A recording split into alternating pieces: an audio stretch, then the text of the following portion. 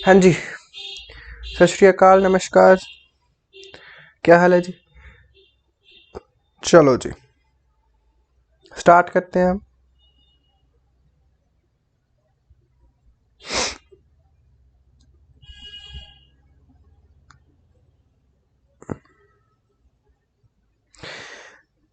क्या कर रहे थे हम लास्ट क्लास में sir?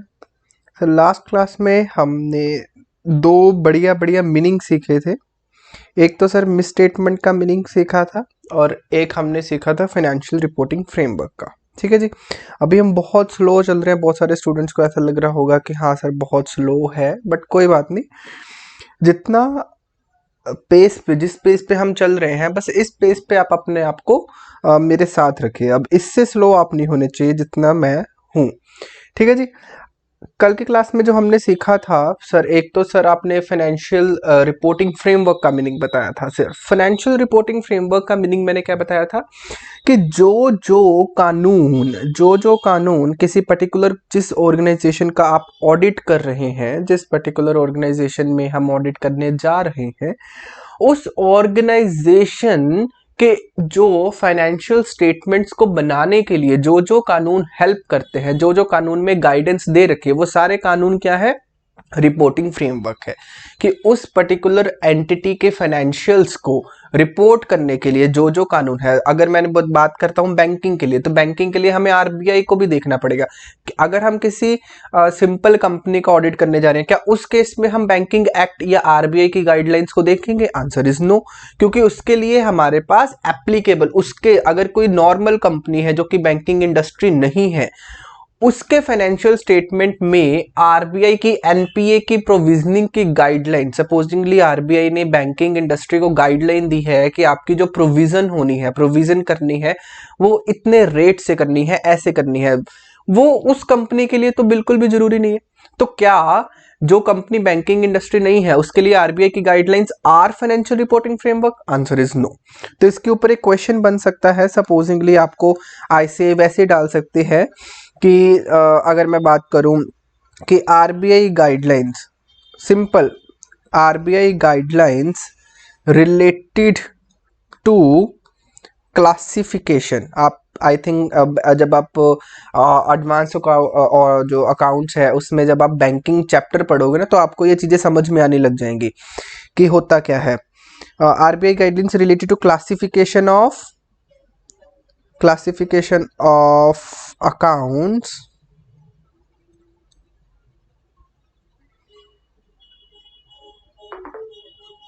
classification of accounts as NPA,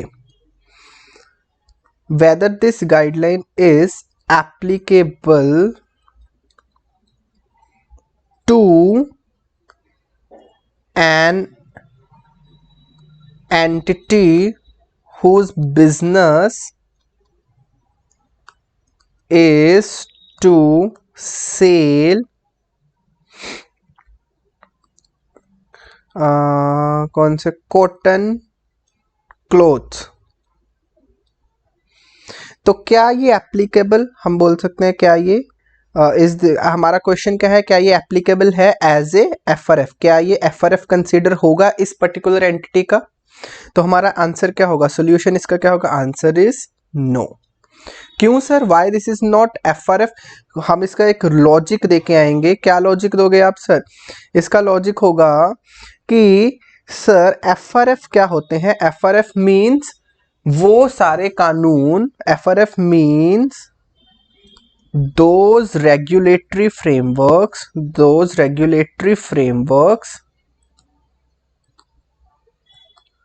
which provides guidance। किसके ऊपर गाइडेंस देते हैं? Guidance on financials reporting. तो इसके आगे हम यहां पे लिख लेते हैं, इसके आगे क्या करेंगे हम बोलेंगे कि सर आरबीआई गाइडलाइंस, ये मैं वैसे ही बता रहा हूं आपको, this is not an question जो कि आपको एग्जाम में अगर आप बोलेंगे कि ऐसे क्वेश्चन आएंगे, नहीं, ये सिर्फ आपकी अंडरस्टैंडिंग को क्लियर करने के लिए। RBI guidelines are meant for banking industry. ठीक है, तो इन आवर केस इंडस्ट्री कौन सी है? नॉन बैंकिंग है। तो क्या इसके जो फाइनेंशियल रिपोर्टिंग हमने करनी है, इसकी फाइनेंशियल रिपोर्टिंग में हम बोलेंगे आरबीआई की गाइडलाइंस जो है दैट इज नॉट एप्लीकेबल। तो हम बोलेंगे कि तो इसलिए ये एफआरएफ का पार्ट नहीं है। ठीक है जी, चलो सर समझ में आ गया, इतनी बात तो समझ में हमें आ जाती है। उसके बाद हमने आपको एक मीनिंग बताया था सर, मिस स्टेटमेंट्स का मीनिंग। ठीक है जी, अब मिस स्टेटमेंट्स का मीनिंग मैंने क्या बताया था कि जो एफआरएफ में लिखा है उसके अकॉर्डिंगली अगर हमने फाइनेंशियल स्टेटमेंट्स नहीं बनाए, मतलब there is a deviation, if there is any deviation between what financial statement should have been according to the financial reporting frameworks और what actual में हमारे financial statements जो है उन दोनों में if there is a deviation then that would mean as misstatement। चलो, अब लास्ट क्लास में हमने एक वर्ड आपको बताया था सर, मटीरियल मिस स्टेटमेंट। तो मैंने आपको एक बताया था कि सर मिस स्टेटमेंट चाहे वो 10 रुपए की हो, चाहे वो 2 रुपए की हो, चाहे वो 5 रुपए की हो, वो मिस स्टेटमेंट है। Answer is yes. तो हम ये नहीं बोलेंगे कि सर वो मिस स्टेटमेंट ही नहीं है, हम उसको फिर हम फर्दर कैटेगराइज करते हैं, क्या वो मिस स्टेटमेंट मटीरियल है या नहीं। अच्छा मुझे ये बताओ ना सर, किसी के दिमाग में डाउट नहीं आ रहा सर ये कैटेगराइज करना ही क्यों है, वाई वी कैटेगराइज दिस? क्योंकि मैंने आपको लास्ट क्लास में एक चीज बताई थी सर, क्या चीज बताई थी कि जो ऑडिटर होता है वो क्या करता है सर, ओपिनियन देता है। मैंने आपको बताया था ना सर, ऑडिटर जो होता है वो अपने सबसे पहले ऑडिट करना स्टार्ट कर देता है, बहुत सारी इंफॉर्मेशन कलेक्ट करता है। आपको बताया था ना कि सर वो काम करेगा तो इंफॉर्मेशन आएगी, इंफॉर्मेशन के बेस पे वो क्या करता है सर, कंक्लूजन ड्रॉ करता है, कंक्लूजन। अब जब हमने कंक्लूजन बना लिया उसके बाद हम क्या करते हैं, एक लिखित में, रिटन में रिपोर्ट देते हैं। रिपोर्ट में हम क्या करते हैं, एक ओपिनियन देते हैं। तो मैंने आपको बताया था ना कि सर हमारे ऑडिट में ओपिनियन की टाइप्स दे रखी है। हम सिंपल ये नहीं लिखते कि आपकी फाइनेंशियल स्टेटमेंट सही है या गलत है, मतलब ओपिनियन में हम दो चीजें नहीं लिखते, या तो सही लिख देंगे या गलत। तो उसके लिए हमारे ऑडिट में एक सेपरेटली हमें पूरा बाइफरकेशन दे रखा है कि अगर फाइनेंशियल स्टेटमेंट्स ऑडिटर को सही लगती है तो फिर वो कौन सा ओपिनियन देगा, अगर फाइनेंशियल स्टेटमेंट उसको खराब लगती है, मतलब there is a misstatement, तो वो कौन सा ओपिनियन देगा।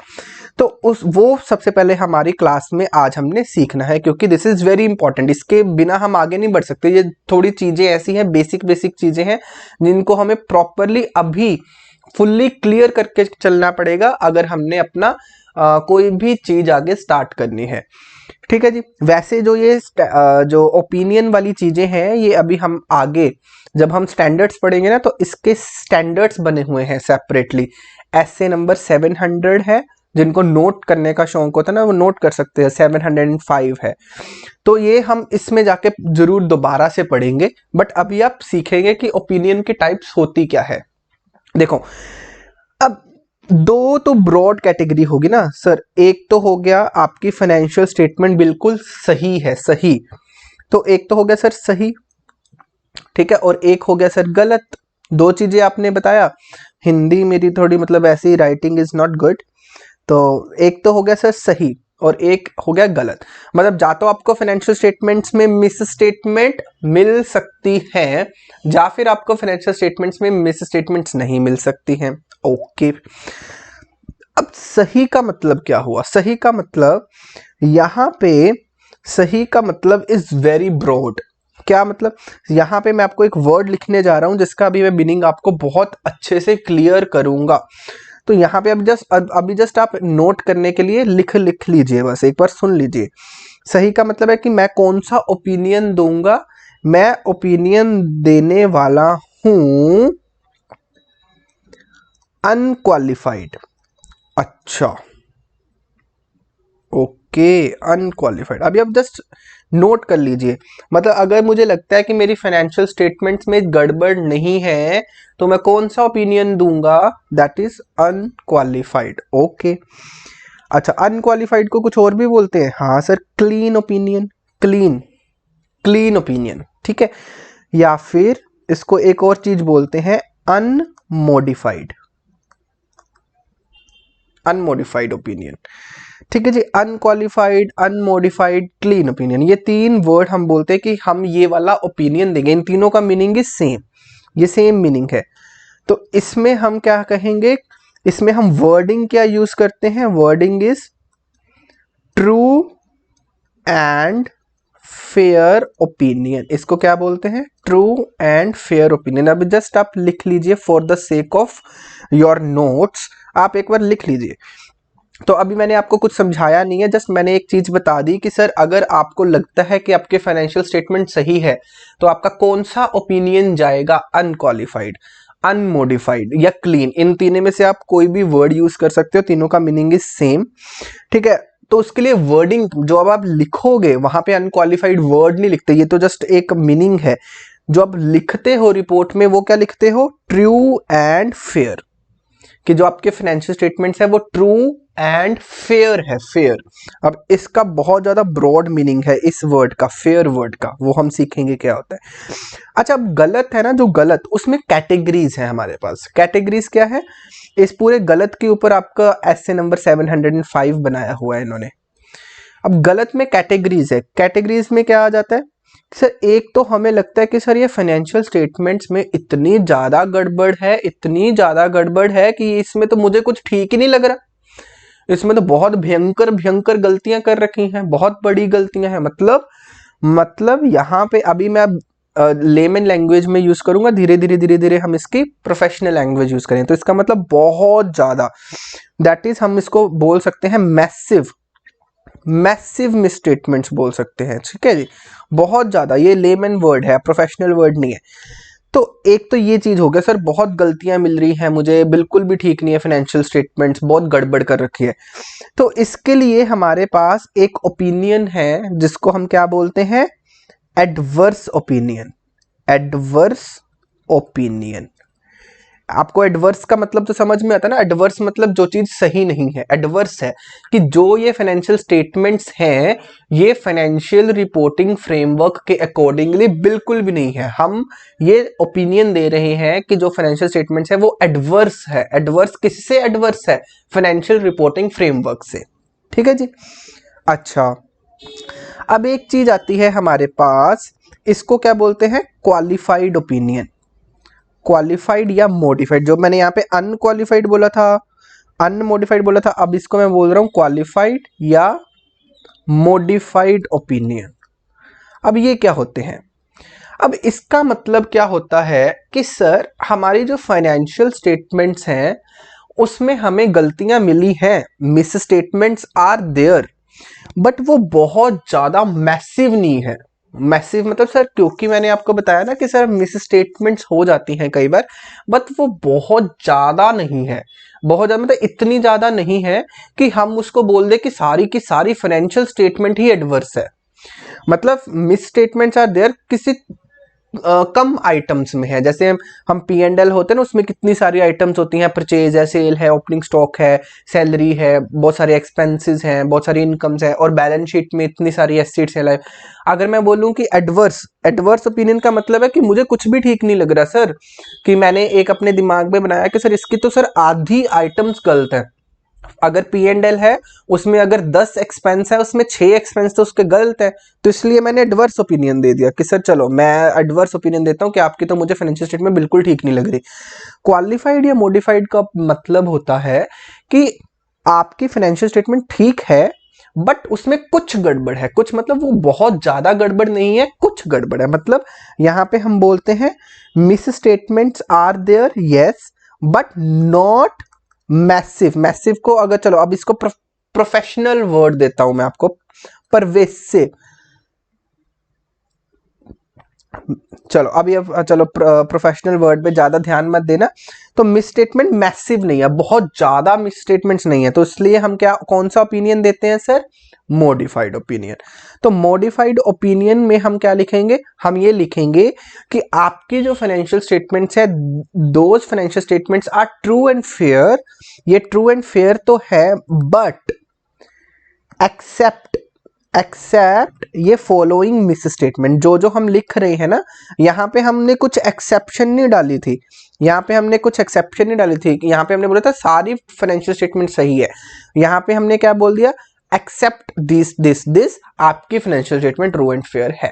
तो यहाँ पे हम अपनी मिस स्टेटमेंट्स को बता देंगे कि सर इसमें ना बस थोड़ी सी एक सैलरी में जाके ना एक थोड़ी सी गड़बड़ हमें दिखी है, बाकी सारी फाइनेंशियल स्टेटमेंट बिल्कुल ठीक है। तो ये आपके 3 तरीके के ओपिनियन हो गए। तो पहला ओपिनियन हो गया दैट इज अनक्वालिफाइड ओपिनियन, जिसको हम क्या बोलते हैं, ट्रू एंड फेयर। दूसरा हो गया सर एडवर्स ओपिनियन। तीसरा क्या हो गया सर, मॉडिफाइड ओपिनियन। अच्छा, इसके अलावा भी सर और भी ओपिनियन की कैटेगरी होती है, आंसर इज यस, एक और कैटेगरी होती है, बट अभी हम उसको समझने से पहले हम इसी के ऊपर थोड़ा सा ज्यादा टाइम लगाते हैं। अच्छा, अब मैं आपको बताता हूं कि सर ठीक है, ये क्योंकि हमको कैटेगरी बनानी होती है इसलिए there is a concept of materiality. क्या कॉन्सेप्ट है ये, अब ये देखते हैं। अब मैंने आपको बताया कि sir there is a misstatement, आपने क्या कर लिया सर, एक मिस स्टेटमेंट आइडेंटिफाई कर ली। आप you are a chartered accountant, you have gone for the audit, वहां पे आपको एक मिस स्टेटमेंट मिली। मिस स्टेटमेंट का मतलब कोई डिविएशन मिली है कि ऐसा कानून के अकॉर्डिंगली होना चाहिए था और ऐसा एक्चुअल में इन्होंने कर दिया, तो देयर इज अ डेविएशन। तो आपका पहला काम क्या होगा, आपका पहला काम है इसको कैटेगरीज करना। आपको इसको कैटेगरी में बनाना पड़ेगा कि क्या ये मटेरियल है और ये मटेरियल नहीं है। अगर तो मैं बोलूं कि सर ये फाइनेंशियल स्टेटमेंट्स की जो ये गलती ये मटेरियल है, अच्छा सर मटेरियल कैसे बताओगे कि मटेरियल है, ये मैं अभी आपको बताऊंगा कि कैसे बताओगे कि सर मटेरियल है, क्योंकि यहाँ पे कोई आपको रैंक वो तो दे, रेंज तो दे नहीं रखी कि अगर इतने से इतने की है गलतियां तो ये मटेरियल है, इतने से इतने की है तो ये इममटेरियल है, ऐसा कुछ नहीं है। तो यहाँ पे सारी की सारी जजमेंट लगेगी, ठीक है।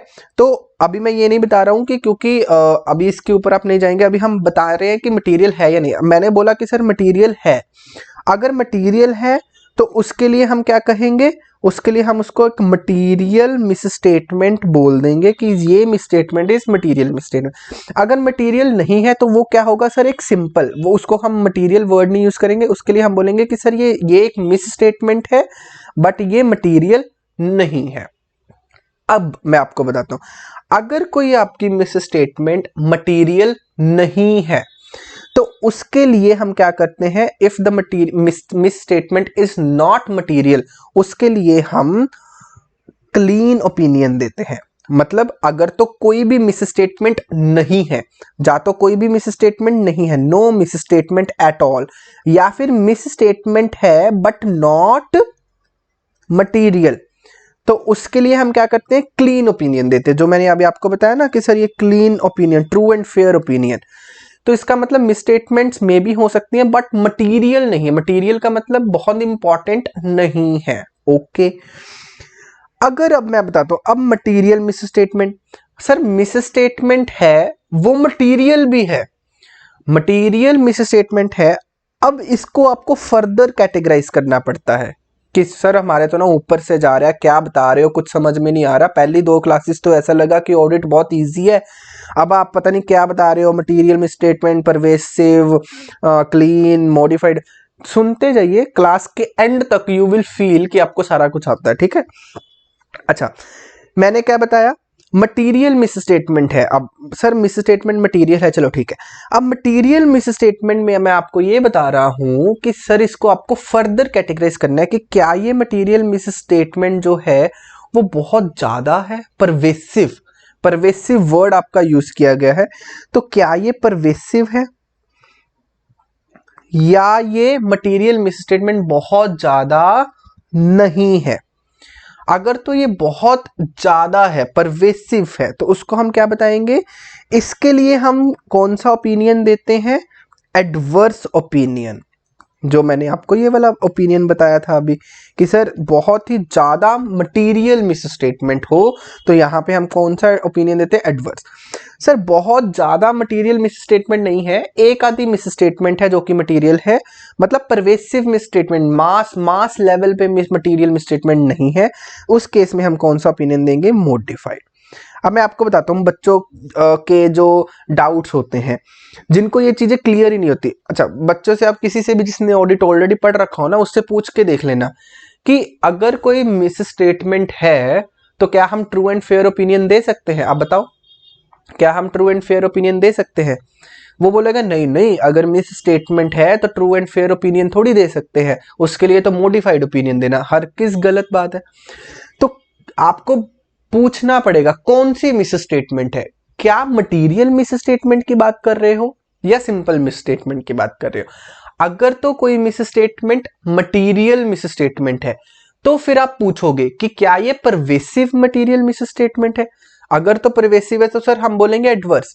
अगर मटीरियल मिस स्टेटमेंट है बट वो परवेसिव नहीं है तो हम क्या बोलेंगे? अच्छा ठीक है, फिर हम मॉडिफाइड ओपिनियन देंगे। सर मिस स्टेटमेंट है बट वो मटीरियल भी नहीं है, वो परवेसिव भी नहीं है, बहुत ज्यादा नहीं है, मतलब मटीरियल भी नहीं है, तो sir true and fair, true and fair opinion. चलो ठीक है सर, जो भी आपने समझाया हमारे ऊपर से निकल गया, बट आपने जरूर कुछ ना कुछ बोला, इतना हमें चलो, आपको कुछ ना कुछ तो पल्ले पड़ा होगा ना, कुछ ना कुछ तो समझ में आया ना। मैं एक्सपेक्ट करता ही नहीं कि आपको 100% समझ में आ गया।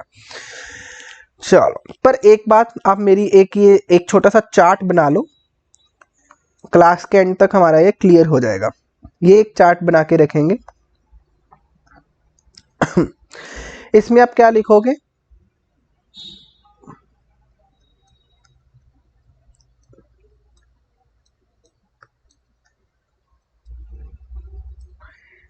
नो मिस स्टेटमेंट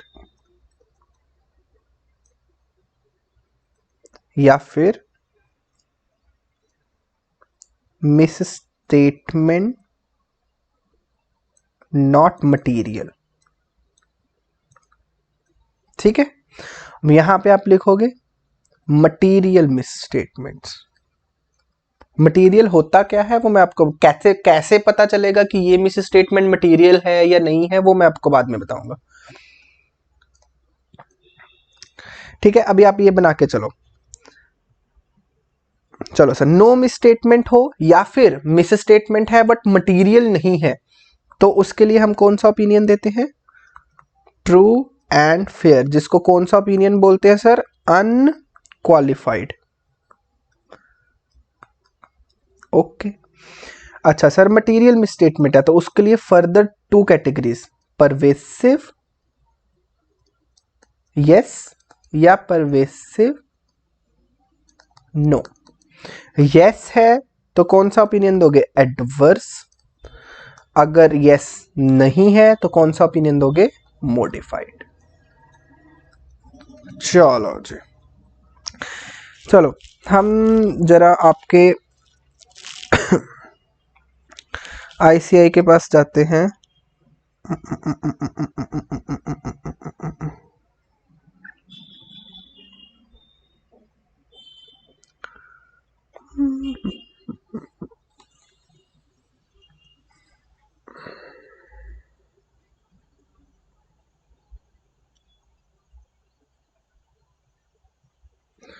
जस्ट आपको for the sake of the information कि आपको बता दे ये चीजें कहाँ लिखी है। अभी आपको किसी को देखना नहीं है ये कहाँ, आपके स्टैंडर्ड खोलने मत लग जाना, जस्ट मैं आपको बता रहा हूँ कि ये चीजें कहाँ पे लिखी गई हैं।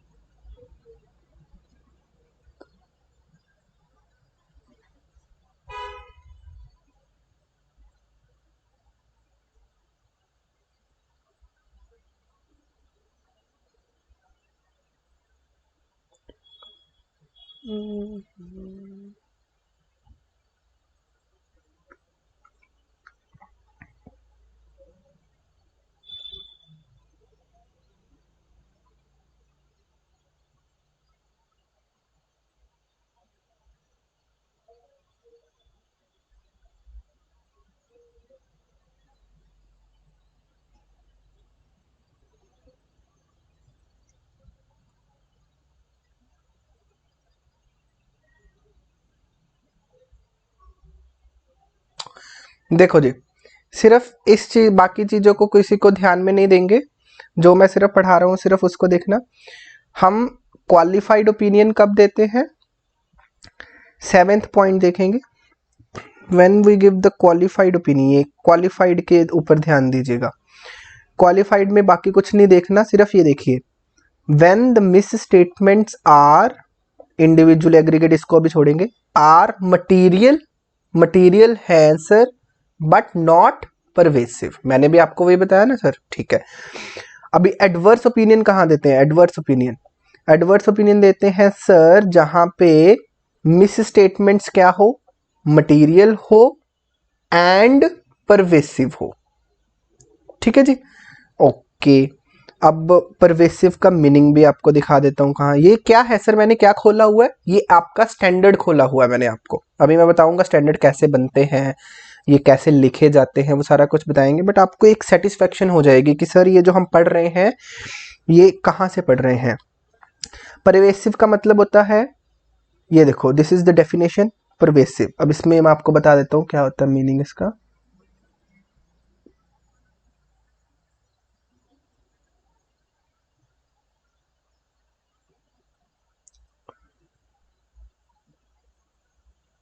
देखो यहाँ पे बहुत ज्यादा डिफिकल्ट मीनिंग है। आप सिंपल एक लगा के चलो, आप सिंपल मीनिंग लगा के चलो, डिक्शनरी मीनिंग लगा के चलो, ठीक है जी।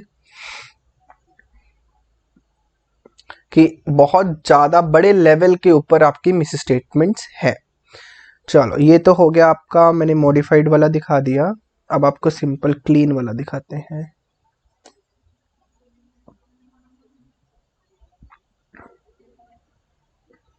ये आपका ऐसे नंबर 700 यहाँ पे आएगा।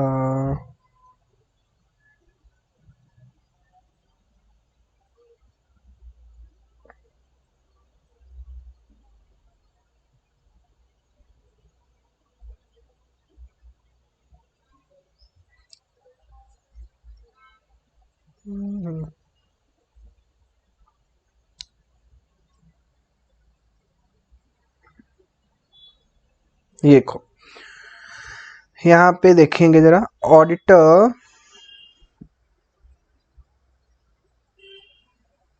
ये आपको समझ में आना नहीं है। देखिए जी क्या लिखा है, auditor shall express unmodified opinion. Unmodified opinion कब करेंगे? जब हम ये कंक्लूजन ले लेते हैं, auditor concludes that the financial statements are in accordance with हमारे financial reporting frameworks. In accordance का मतलब क्या हुआ? इन अकॉर्डेंस का मतलब हुआ कि हमारी जो फाइनेंशियल स्टेटमेंट्स हैं वो क्या है, उसमें कोई भी मिस स्टेटमेंट नहीं है, और अगर कोई मिस स्टेटमेंट है भी वो मटेरियल मिस स्टेटमेंट नहीं है। ठीक है, अब आपको एक थोड़ा सा एग्जांपल्स के थ्रू समझाता हूं इसको।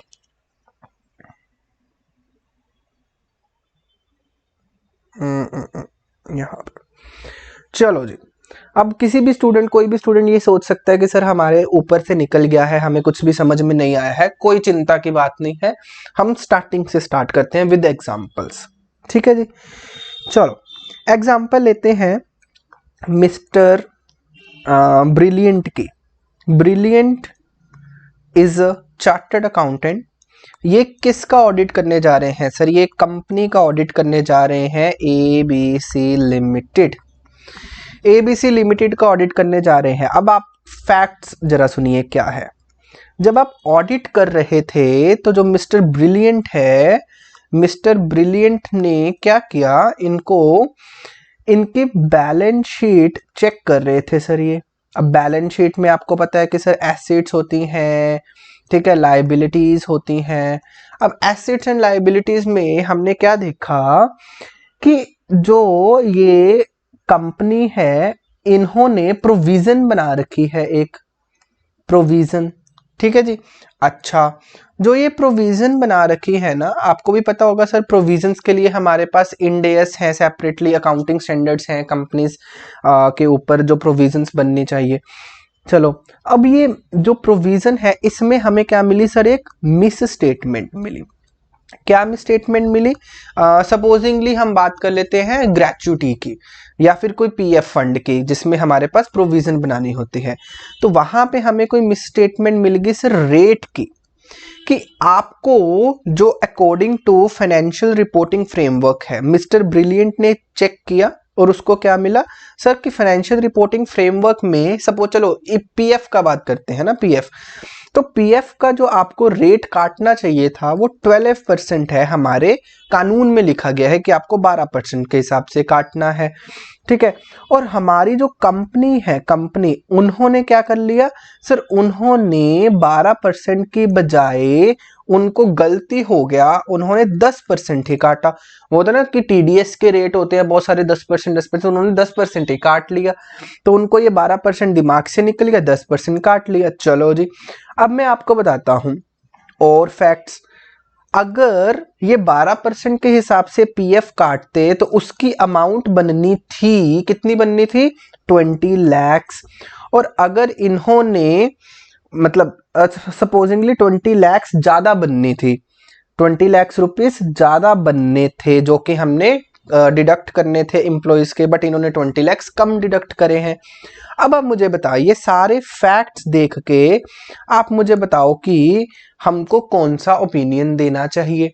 सर सबसे पहले ना ऐसे सीधा सीधा कंक्लूजन के ऊपर जंप करेंगे, आंसर इज नो। तो सबसे पहले हमें क्या बताना पड़ेगा सर? सबसे पहले तो आप मुझे ये बताओ कि क्या यहाँ पे मिस स्टेटमेंट है? Is there a misstatement? Answer is yes. Misstatement का तो सर सिंपल मीनिंग है कि क्या आपकी डेविएशन है फाइनेंशियल स्टेटमेंट्स में, फाइनेंशियल रिपोर्टिंग फ्रेमवर्क से हमारी कोई डेविएशन है? Answer is yes. चलो ये हमारा हो गया फर्स्ट आंसर। अब सेकंड में मैं आपको बताता हूं कि क्या ये मटेरियल है, इज दिस मटेरियल और is this not material? Material में यस। चलो अब मैं आपको बताता हूं कैसे कंसीडर करते हैं किसी चीज को मटेरियल या इममटेरियल।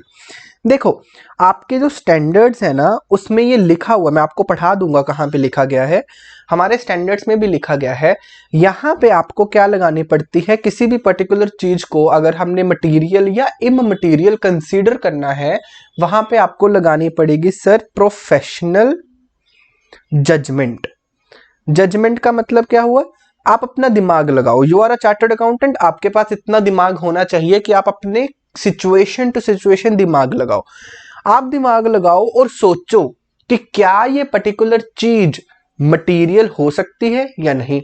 हम आपको गाइड कर देते हैं, हमारे जो स्टैंडर्ड कहते हैं ना, हम आपको गाइड कर देते हैं, दिमाग आप अपना लगाएंगे। तो इन्होंने हमें गाइडेंस क्या प्रोवाइड करी? इन्होंने हमें बताया कि आप एक चीज देखो। क्या चीज देखो सर? कि जो मिस स्टेटमेंट है, क्या ये आपके जो फाइनेंशियल स्टेटमेंट्स होते हैं, आपको पता है हर एक फाइनेंशियल स्टेटमेंट्स के यूजर्स होते हैं, यूजर्स होते हैं ना सर? हाँ जी, यूजर्स। यूजर्स कौन होते हैं सर? आप बताइए मुझे, यूजर्स कौन होते हैं फाइनेंशियल स्टेटमेंट्स के? हर एक स्टूडेंट को ये चीज तो पक्का पता होगी ना, ये तो +1 +2 में पढ़ के आता है। यूजर्स कौन होते हैं? जैसे कि सर शेयर होल्डर्स, है ना। यूजर्स मतलब जो फाइनेंशियल स्टेटमेंट्स में इंटरेस्ट रखते हैं, जिनको फाइनेंशियल स्टेटमेंट्स यूज होनी होती है, जो पढ़ते हैं उसको, जैसे कि शेयर होल्डर्स हो गए, क्योंकि इनका पैसा लगा होता है, तो ये फाइनेंशियल स्टेटमेंट का यूजर हो गया। अच्छा सर, कोई इन्वेस्टर या कोई बोल देते हैं चलो इन्वेस्टर लगा लो, मनी लेंडर, जिन्होंने हमारे पास पैसे दे रखे कंपनी को, वो शेयर होल्डर नहीं है बट उन्होंने कंपनी को लोन दे रखा है, ठीक है। या फिर हम बोल सकते हैं कोई सप्लायर, जिन्होंने हमारी कंपनी को सामान बेचना है, तो वो हम ऑब्वियसली वो हमें क्रेडिट पे ऊपर बेचेंगे, तो उनको भी फाइनेंशियल स्टेटमेंट्स चाहिए होंगी। कस्टमर्स हमारे जो कि बड़े बड़े कस्टमर्स हैं, उनको हमारी कंपनी की क्रेडिबिलिटी देखनी है, कंपनी की वो देखना है कि फाइनेंशियल सही भी है या नहीं है, क्या ये ऐसा ना हो हम ऑर्डर दें ये हमारा सामान पूरा ना करे। तो बेसिकली बहुत सारे यूजर्स होते हैं फाइनेंशियल स्टेटमेंट्स के।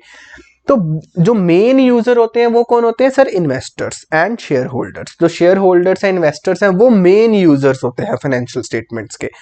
तो मेरा समझाने का क्या मतलब कि हमारे जो स्टैंडर्ड है, उन्होंने क्या बोला कि आप एक चीज ध्यान में रखिए। क्या? कैसे आप कैटेगराइज कर पाओगे कि किसी पर्टिकुलर चीज को मिस स्टेटमेंट मटेरियल बोले या इममटेरियल?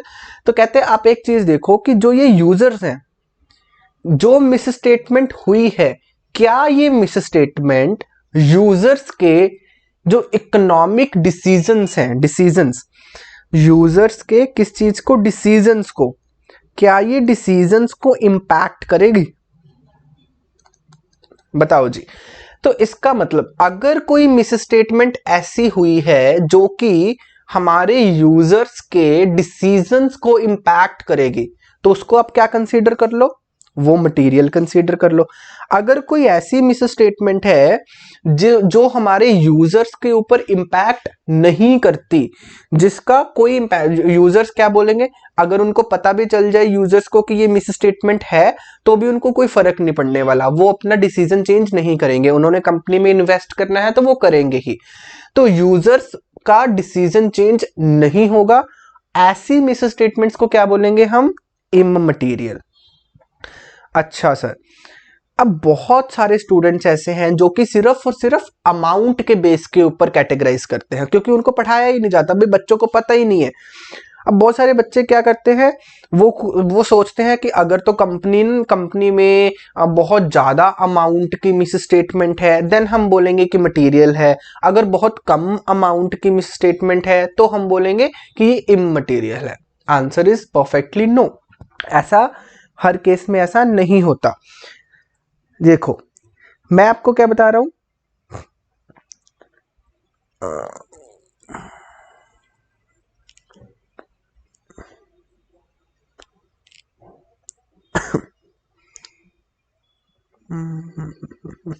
कहाँ गए ये रहा।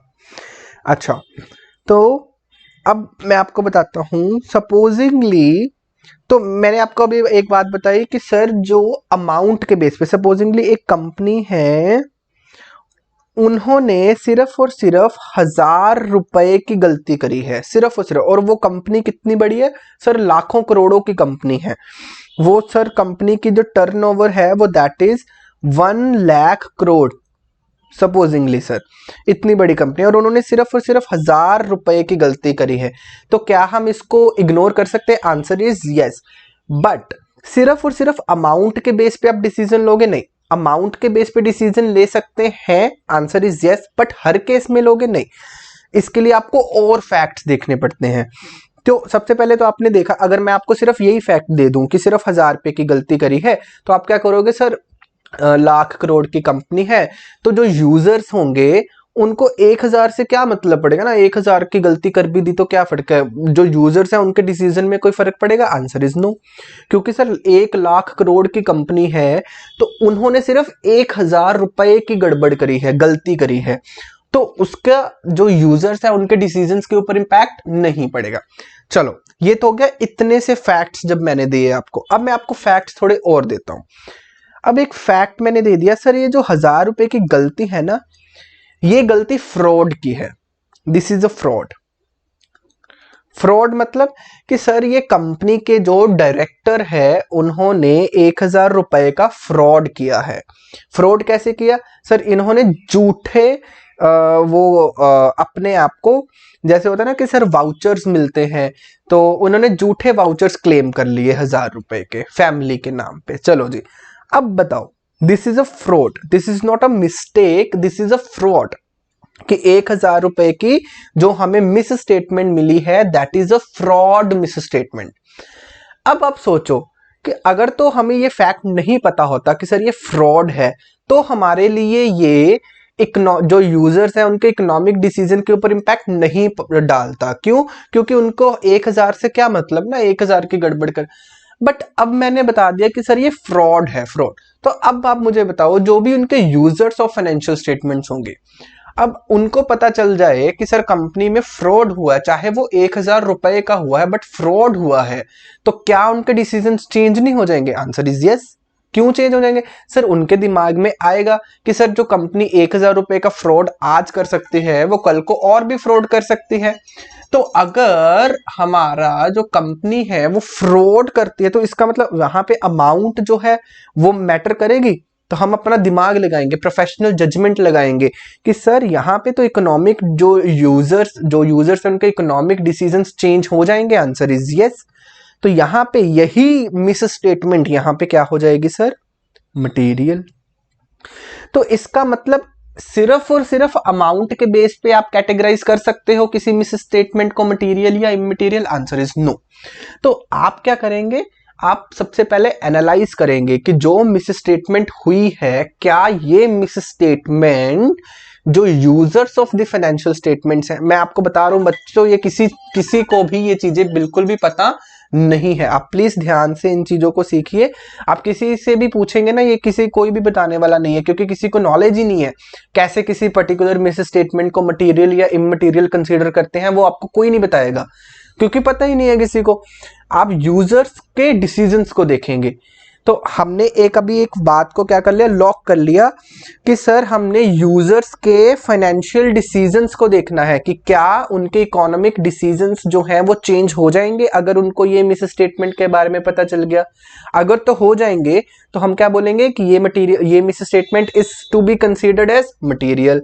अगर मैं बोलूं कि सर ये मिस स्टेटमेंट जो मैंने आपको फैक्ट्स दिए हैं वो ये है कि आपको लगता है कि आपने अपनी जजमेंट लगाई और आपको लगता है कि सर इससे यूजर्स को कोई ज्यादा फर्क पड़ने वाला नहीं है, तो आप उसको क्या कर लो, आप उस मिस स्टेटमेंट को मटेरियल कंसीडर मत करो।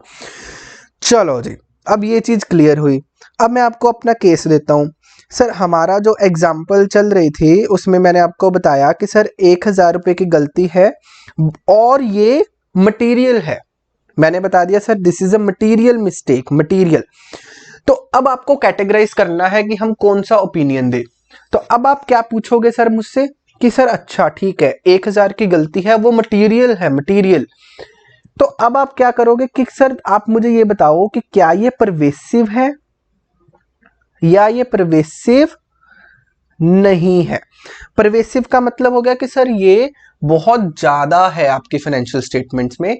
मैंने बताया सर ये परवेसिव नहीं है, ये तो एक ही गलती हुई थी, ज्यादा गलतियां नहीं है, तो इसका मतलब ये परवेसिव नहीं है। तो हम क्या बोलेंगे, हम आपका ओपिनियन क्या कर देंगे, मॉडिफाइड, मॉडिफाइड ओपिनियन। अब आपको थोड़ा थोड़ा दिमाग में आ रहा है सर, हाँ 10% 20% दिमाग में बात बैठने लग गई है कि हाँ ऐसे ऐसे करके पहले हमको मिस स्टेटमेंट को बताना पड़ता है कि मटेरियल है या नहीं है, फिर हमको देखना पड़ता है कि सर ये मिस स्टेटमेंट जो है वो मटेरियल तो है, तो परवेसिव है या नहीं है। अगर परवेसिव है तो हम एडवर्स ओपिनियन दे देंगे, अगर परवेसिव नहीं है तो हम मॉडिफाइड ओपिनियन दे देंगे। चलो जी सर इतनी सी बातों से बात क्लियर नहीं होती, हमें एक और एग्जांपल दी जाए। ठीक है, एग्जांपल देते हैं सर। एक सीए है, मिस्टर सीए है सर, सीए आशीष। चलो मैं अपनी एग्जांपल देता हूं। सीए आशीष गए सर ऑडिट करने, चलो ऑडिट करने हम जा रहे हैं।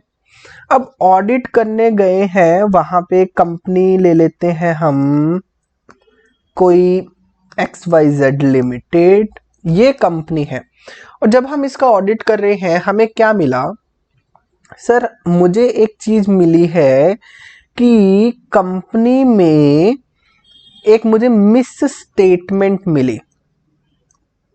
क्या मिस स्टेटमेंट मिली सर, मैंने ना कंपनी का एक परचेज बिल देखा, परचेज का एक बिल देखा। ये बिल जो था किस चीज का बिल था सर, ये bill, this bill was for food, food का बिल था। अब मैं आपको थोड़े से फैक्ट्स बता देता हूं।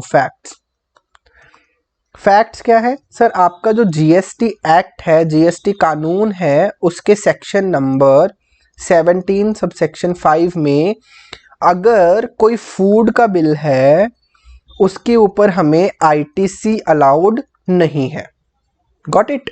चलो अब हमारी जो कंपनी है इसका फूड का बिल है कितने रुपए का सर, 1 लाख रुपए का, और 1 लाख के ऊपर 18% जीएसटी लगा हुआ है, तो 18,000 रुपए का एक बिल है, 1,18,000 का बिल है। और इन्होंने 18,000 रुपए क्या कर रखे हैं सर, आईटीसी क्लेम कर लिया, क्लेम्ड। चलो अब मुझे ये बताओ सर कि क्या ये मिस स्टेटमेंट है, is this a misstatement. तो मिस स्टेटमेंट कैसे बताओगे कि सर मिस स्टेटमेंट है या नहीं है, क्या जो फाइनेंशियल रिपोर्टिंग फ्रेमवर्क है उससे डेविएशन है या नहीं है। आंसर इज यस, डेविएशन है। तो इसका मतलब मिस स्टेटमेंट है, आंसर इज यस। अब हमको क्या करना है, इसको कैटेगराइज करना है, क्या ये मटेरियल है या ये इममटेरियल है, बताओ जी, बताओ। सर मेरे अकॉर्डिंगली ये मिस स्टेटमेंट आप मटेरियल कंसीडर कर लीजिए। क्यों क्यों, रीजन बताओ। देखो सर, जो यूजर्स ऑफ फाइनेंशियल स्टेटमेंट्स हैं, अच्छा चलो थोड़े से फैक्ट्स देता हूं मैं आपको। सर ये जो कंपनी है, ये कंपनी की जो फाइनेंशियल स्टेटमेंट्स हैं वो कितनी बड़ी है सर, वो 10 लाख की है। मतलब वो ज्यादा बड़ी कंपनी नहीं है, मिडिल लेवल की कंपनी, मिडिल क्या स्मॉल लेवल की company, this is a very small level company. अब मुझे बताओ कि सर एक स्मॉल लेवल की कंपनी ने, जिसकी फाइनेंशियल स्टेटमेंट 10 लाख की है सारी, उन्होंने 18,000 रुपए की गलती कर रखी है, वो भी जीएसटी की। इनके ऊपर अगर जीएसटी कानून को पता चल गया तो पेनल्टीज भी पड़ जाएंगी। तो आप मुझे ये बताओ कि सर ये यूजर्स के ऊपर इंपैक्ट डालेगी, आंसर इज यस। यूजर्स जो है वो कैसे 18,000 रुपए की गलती बर्दाश्त कर पाएंगे, उनको फर्क पड़ेगा, आंसर इज यस। तो क्या ये मटेरियल कंसीडर कर लूं, आंसर इज यस।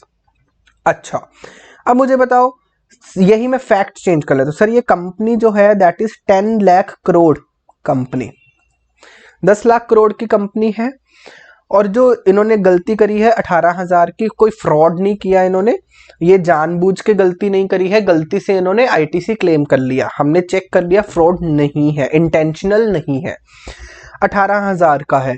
तो अब बताओ, जिसके यूजर्स 10 लाख करोड़ की फाइनेंशियल स्टेटमेंट्स देखते हैं, उनको 18,000 से कोई फर्क पड़ेगा, आंसर इज नो, उनको कोई फर्क नहीं पड़ेगा। तो अब इस केस में क्या हम इसको इममटेरियल कंसीडर कर सकते हैं, आंसर इज यस। तो मेरा आपको सिर्फ एक चीज समझाने का मतलब ये है कि हम मटेरियल या इममटेरियल जो है वो फैक्ट्स देख के कंसीडर करते हैं, हम अपनी प्रोफेशनल जजमेंट लगाते हैं। हम सिर्फ, हमारे दिमाग में सिर्फ एक चीज होती है कि क्या ये particular miss statement financial statements के जो यूजर्स हैं उनके डिसीजंस के ऊपर इंपैक्ट डालेगी। अगर तो डालेगी then we should be considering it as a material. आपको एग्जाम में ये चीजें नहीं आने वाली कि आप बताओ कि मटेरियल क्या होता है, मटेरियल क्या होता है, हमने आपको केस स्टडी दे दी, आप बताओ कि क्या ये मिस स्टेटमेंट मटेरियल है या इमटेरियल, ये कुछ नहीं आने वाला पेपर में। ये सिर्फ आपकी अंडरस्टैंडिंग, क्योंकि बच्चों को क्लियर ही नहीं है कि sir what is material misstatement, what is immaterial misstatement, how we can categorize a particular misstatement as a material misstatement. क्योंकि कल को आपको एग्जाम के लिए तो बिल्कुल चीजें बिल्कुल भी नहीं चाहिए, आपको मैं एक डेफिनेशन बता दूंगा, आप you know definitely you will crack the exam.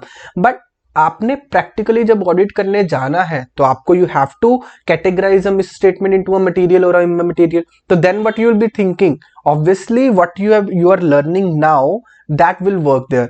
तो आपको अभी इसलिए सीखना पड़ रहा है, ये सारी चीजें मैं आपको इसीलिए सिखा रहा हूं, ठीक है जी। चलो अभी एक हमको दिमाग में क्लियर हुई चीज कि सर एक होती है मटेरियल मिस स्टेटमेंट, एक होती है इममटेरियल मिस स्टेटमेंट, ठीक है। अगर तो मटेरियल है तो हम क्या करेंगे, अपना ओपिनियन फिर हम देखेंगे, अच्छा फिर हम देखेंगे क्या ये परवेसिव है और ये परवेसिव नहीं है। अगर परवेसिव है तो क्या, कौन सा ओपिनियन दे देंगे, एडवर्स। अगर परवेसिव नहीं है तो कौन सा ओपिनियन दे देंगे, मॉडिफाइड। किसी को अगर ये चीजें क्लियर नहीं हो रही हैं तो वो सिंपल इतना याद रखे कि सर दो तरीके की मिस स्टेटमेंट है, एक मटेरियल और एक इममटेरियल। अगर मटेरियल है तो हम अपना ओपिनियन मॉडिफाइड कर देते हैं, उसको एडवर्स या मॉडिफाइड में अगर कैटेगराइजेशन की प्रॉब्लम आ रही है तो अभी रहने दो। और अगर इममटेरियल है या फिर मिस स्टेटमेंट है ही नहीं तो हम कौन सा ओपिनियन देते हैं, क्लीन ओपिनियन, जिसको हम क्या बोलते हैं, अनक्वालिफाइड। ओके जी, चलो जी। इसके बाद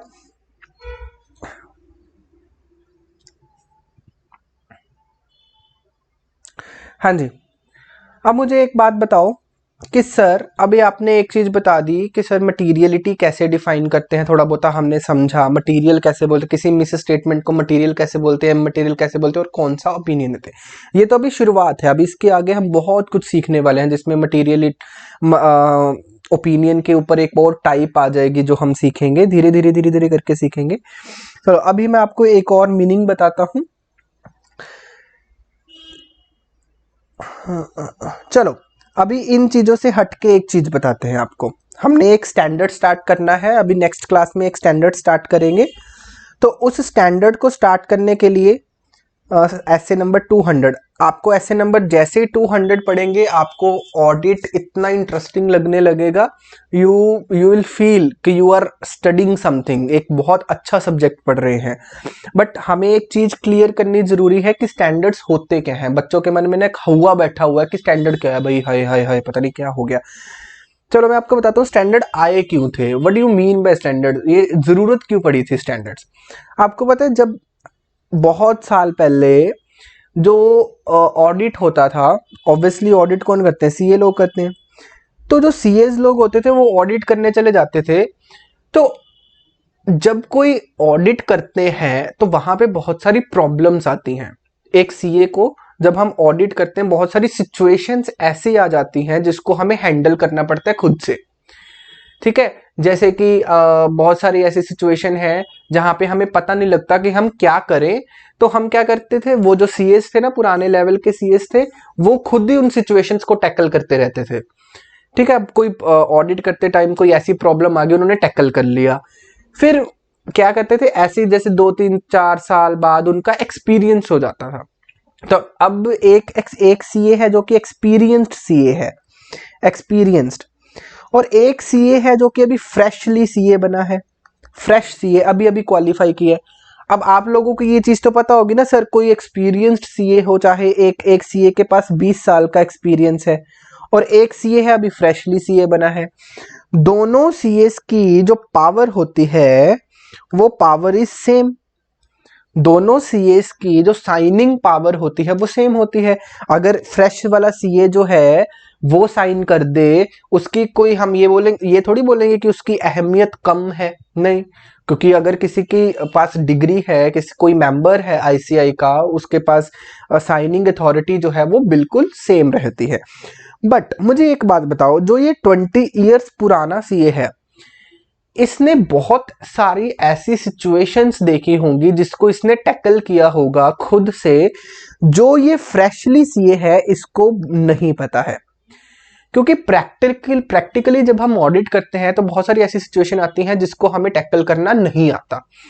तो ये जो सीए होगा, जो एक्सपीरियंस सीए होगा, इसने बहुत सारी सिचुएशंस ऐसी देखी है जिसको इसने टैकल करके अब अपने एक्सपीरियंस में काउंट कर लिया। अब इसको अगर वो प्रॉब्लम आए तो इसको पता है कि उसको कैसे टैकल करते हैं। अब आप बताओ, जो आईसीएआई है उसने क्या सोचा, आईसीआई ने सोचा कि देखो, हमने जब दोनों सीएस की पावर में कोई डिफरेंशिएट नहीं रखा, जब जो फ्रेश सीए है उसके पास भी सेम पावर है और जो एक्सपीरियंस्ड सीए है उसके पास भी सेम पावर है, तो क्यों, बट दोनों के एक्सपीरियंस में डिफरेंस है। तो जो ये एक्सपीरियंस सीए को नॉलेज है, जो सिचुएशंस प्रॉब्लम्स को टैकल करने की नॉलेज है, वो फ्रेश सीए के पास नहीं है। तो ऑब्वियसली जो कंपनीज है, जो क्लाइंट्स हैं, वो एक्सपीरियंस्ड सीएस के पास ही जाएंगे, क्योंकि उनको पता है कि अगर कोई प्रॉब्लम आ गई तो एक्सपीरियंस सीए को पता है कैसे प्रॉब्लम सॉल्व करनी है। तो इवन दो आईसीआई कोई डिफरेंशिएट नहीं कर रहा पावर में, बट ये फ्रेश सीए को नॉलेज ना होने के कारण प्रॉब्लम्स को सॉल्व कैसे करते हैं, ऑडिट की प्रॉब्लम्स को सॉल्व कैसे करते हैं, इसके पता नहीं होने के कारण इस फ्रेश सीए के पास ऑडिट नहीं आ रहे। अच्छा, इस प्रॉब्लम को सॉल्व करने के लिए आईसीआई ने क्या किया, आईसीआई ने जो एक्सपीरियंस्ड सीएज है उनको बुलाया। अब जो सारे एक्सपीरियंस सीए हैं उनको बुला के एक बोर्ड बना दिया, एक कमेटी बोर्ड बना के एक बोर्ड बना दिया और उनको बोला कि आप क्या करो, जो जो मेन प्रॉब्लम्स होती हैं, जो जो आपको लगता है कि ये प्रॉब्लम है और इसको ऐसे टैकल करना है, उसका सोल्यूशन ये है। अगर आपको ये प्रॉब्लम दिखती है तो उसका सोल्यूशन ये, क्योंकि इनको तो पता है ना क्या सोल्यूशंस होते हैं। तो ऐसे ही उन्होंने 10 12 सीएज हायर किए, तो उनको एक बोर्ड बना दिया, बोर्ड बना के इनको बोला कि आप एक लिखित में गाइडेंस प्रोवाइड करो कि अगर ये प्रॉब्लम हो जाती है तो उसका सोल्यूशन इज दिस। तो आप जो ये एक्सपीरियंस चार्टर्ड अकाउंटेंट्स थे, इन्होंने क्या किया, एक गाइडेंस बनानी शुरू कर दी, गाइडेंस। तो गाइडेंस का नाम क्या बना, स्टैंडर्ड। स्टैंडर्ड क्यों बोलते हैं इसको, क्योंकि ये जो गाइडेंस है इसको हमने क्या कर दिया, मैंडेटरी कर दिया। जो आईसीआई ने इसको कंपलसरी कर दिया कि जो भी चार्टर्ड अकाउंटेंट है, चाहे वो फ्रेश है चाहे वो एक्सपीरियंस्ड है, उनको ये गाइडेंस अप्लाई करनी पड़ेगी अपने ऑडिट में। तो अब हर एक चार्टर्ड अकाउंटेंट का ऑडिट करने की जो ये प्रॉब्लम होगी, इसको टैकल करने का तरीका सेम होगा क्योंकि हमने गाइडेंस दे दी। तो अब ये सेम होने के कारण हमने इसको क्या नाम दे दिया, स्टैंडर्ड का। कि अगर स्टैंडर्ड कुछ भी नहीं है, दीज आर जस्ट गाइडेंस। जो एक्सपीरियंस्ड बंदे बैठे थे उन्होंने हमें एक गाइडेंस दी है कि अगर ये प्रॉब्लम है उसको आपको कैसे टैकल करना है, तो हम आपको लिख के बता देते हैं कि ये गाइडेंस है, ताकि कोई भी सीए उसको पढ़ के उस प्रॉब्लम को सॉल्व कर सके। और इसको आईसीए ने क्या कर दिया, कंपलसरी कर दिया। कंपलसरी कर दिया कि आपको ऐसा ही करना, अपना दिमाग नहीं लगाना। क्योंकि आईसीए चाहती थी कि जो उनके सीएस हैं उनमें एक क्वालिटी आए। जो क्वालिटी कैसे आएगी कि जो उन्होंने बेस्ट प्रैक्टिसेस, जो बेस्ट सीएज है उनकी प्रैक्टिसेस लिख के गाइडेंस डाल दी। अब बेस्ट प्रैक्टिसेस उन्होंने चूज कर ली है, तो इसका मतलब हर एक सीए जब उन गाइडेंस को अप्लाई करेगा तो उनकी काम में क्वालिटी वर्क आएगा। क्वालिटी वर्क आएगा तो आईसीआई का नाम गुड बुक्स में आएगा कि आईसीआई के जो मेंबर्स हैं वो क्वालिटी सर्विसेज प्रोवाइड करते हैं। तो इसलिए उनका नाम क्या पड़ गया सर, स्टैंडर्ड्स।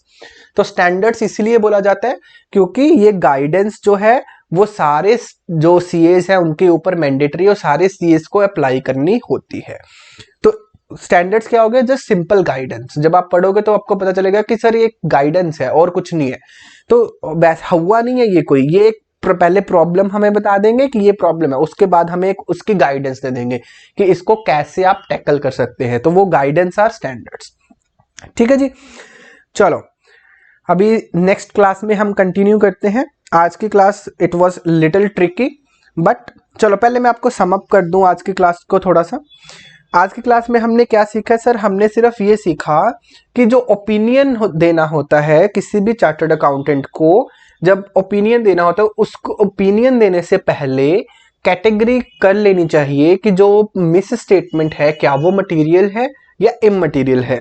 वो मटेरियल है तो उसको कैसे पता चलेगा कि सर ये मिस स्टेटमेंट मटेरियल है, सर जो यूजर्स हैं उनके ऊपर अगर तो मिस स्टेटमेंट इंपैक्ट डाल रही है then we will be saying कि ये मिस स्टेटमेंट मटेरियल है, अदरवाइज विल बी सेइंग कि ये misstatement is not material.